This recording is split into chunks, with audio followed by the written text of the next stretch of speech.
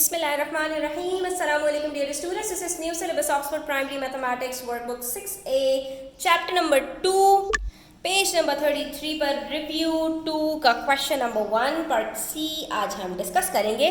तो video and तक ज़रूर देखिएगा, अच्छी लगे तो लाइक कमेंट शेयर कीजिएगा, चैनल सब्सक्राइब नहीं किया है तो सब्सक्राइब कर लीजिए। बढ़ते हैं पार्ट सी की तरफ और इसमें देखते हैं हमसे क्या कहा जा रहा है। हमें बता रहे हैं कि AFC BEC और DFE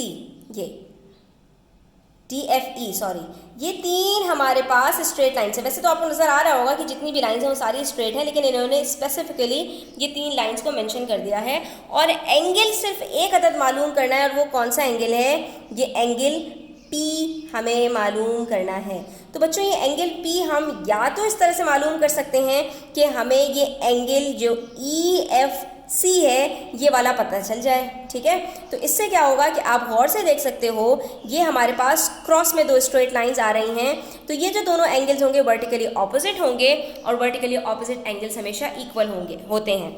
तो अगर हमें ये EFC पता चल जाएगा तो खुद ब खुद एंगल P हमारा निकल आएगा। तो एंगल F क्या हम पता लगा सकते हैं? तो बिल्कुल पता लगा सकते हैं, क्योंकि ये एक ट्रायंगल के अंदर एनक्लोज्ड है और अगर बाकी दोनों एंगल्स हमें पता चल जाएं जिसमें से एक ऑलरेडी गिवन है और अगर सिर्फ ये वाला एंगल मुझे पता चल जाए तो मैं इन दोनों को ऐड करूंगी, 180 में से सब्ट्रैक्ट करूंगी, मुझे ये वाला एंगल पता चल जाएगा और जैसे ही ये पता चलेगा तो ये वाला एंगल खुद ब खुद पता चल जाएगा।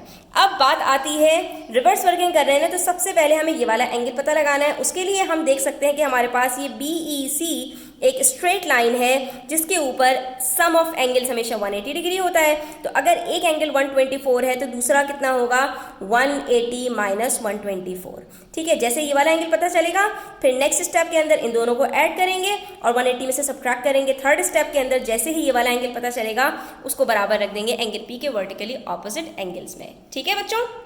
तो आइए इसकी वर्किंग से स्टार्ट करते हैं।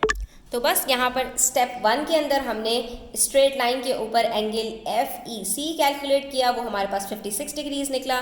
उसके बाद हमने 56 और 32 डिग्रीज को ऐड किया तो हमारे पास 88 डिग्रीज आया और जैसे ही हमारे पास 88 आया तो हमने 180 में से इन दोनों को सब्ट्रैक्ट कर लिया, हमारे पास 92 डिग्रीज बचा। तो हमें पता चल गया कि हमारे पास ये एंगल EFC 92 डिग्रीज है। फिर हमने कहा कि अच्छा एंगल P और एंगल EFC दोनों वर्टिकली ऑपोजिट एंगल्स हैं, तो इसका मतलब है एंगल P हमारे पास 92 डिग्रीज होगा, ठीक है। तो इस तरह से बच्चों हमने रिवर्स वर्किंग करके अपना ये एंगल कैलकुलेट कर लिया।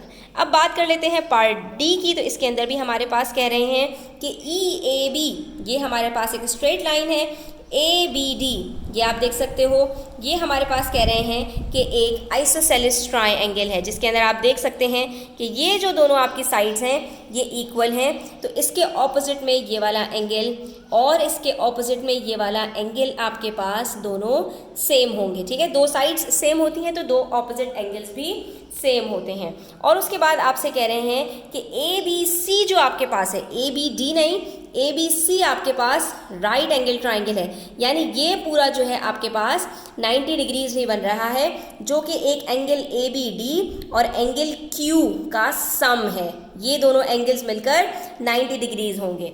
तो अब आपसे क्या कह रहे हैं कि भाई ये सारी कहानी हमने आपको बता दी, अब आपने सिंपली क्या करना है, एंगल Q कैलकुलेट करना है। अब बच्चों हम रिवर्स वर्किंग करते हैं दोबारा से कि एंगल Q कैलकुलेट करने के लिए अगर मुझे ये वाला एंगल पता चल जाए तो क्या मैं ये वाला एंगल कैलकुलेट कर सकती हूँ? बिल्कुल कर सकती हूँ। क्यों? क्योंकि ये दोनों मिलकर 90 डिग्रीज के बराबर बन रहे हैं। तो अगर एक एंगल पता होगा तो 90 में से उसको सब्ट्रैक्ट करके एंगल Q कैलकुलेट कर लेंगे।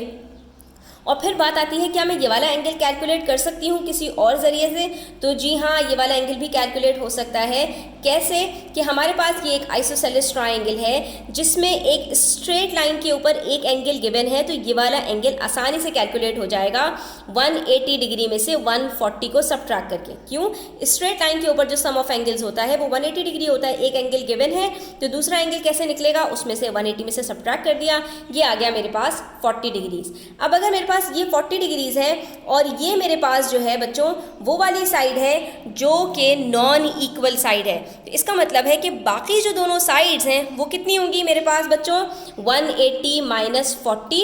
मेरे पास आंसर आएगा बच्चों यहाँ पर 140 और 140 को मैं 2 से डिवाइड कर लूँगी तो मेरे पास जो भी आंसर होगा वो इक्वली इन दोनों एंगल्स के अंदर डिवाइड हो जाएगा, दैट इज 70 डिग्रीज। इसका मतलब है ये भी मेरे पास 70 है और ये भी मेरे पास 70 है। क्यों? क्योंकि ये दोनों सेम हैं, और जब ये दोनों सेम एंगल्स हैं तो यकीनी बात है कि मेरे पास जो यहाँ पर एंगल 180 में से सब्ट्रैक्ट करने के पास बचेगा वो दोनों में इक्वली डिवाइड होगा।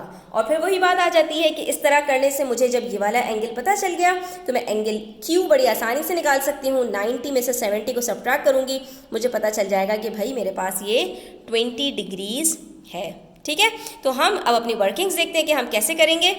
तो बच्चों सिंपल है, सबसे पहले इस स्ट्रेट लाइन के ऊपर 140 को 180 में से सब्ट्रैक्ट किया, ये एंगल हमारे पास निकल आया 40 डिग्रीज पहले स्टेप में। उसके बाद हमने कहा ये एक आइसोसेलेस ट्राइंगल है, तो 180 में से 40 को सब्ट्रैक्ट करूंगी, जो भी मेरे पास आंसर आएगा वो इक्वली दोनों में डिवाइड होगा, तो उसको 2 से डिवाइड किया, पता चल गया कि भाई ये वाला एक अदद जो एंगल है वो हमारे पास 70 डिग्रीज है।